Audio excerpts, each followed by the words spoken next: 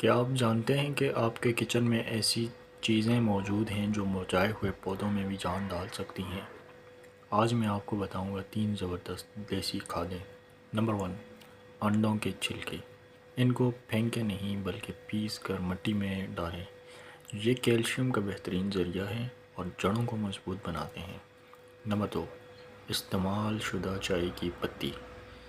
इसे धोकर खुश्क कर लें और पौधों में डालें। ये पौधों को नाइट्रोजन देती हैं जिससे पत्ते गहरे सब्ज और चमकदार होते हैं। नंबर 3, केले के छिलके। छिलकों को पानी में 2 दिन भिगो कर रखें और फिर वो पानी पौधों को दें। ये पोटाशियम से भरपूर होता है और जो फल और फूल लाने में मदद देता है। ऐसी मज़ीद मालूमाती वीडियोज़ के लिए हाफिज़ किचन एंड ब्लॉग्स को सब्सक्राइब करें, बेल आइकन का बटन प्रेस करें। वीडियो अच्छी लगे तो लाइक करें, कमेंट करें और आगे दोस्तों के साथ शेयर करें। जज़ाकल्लाह।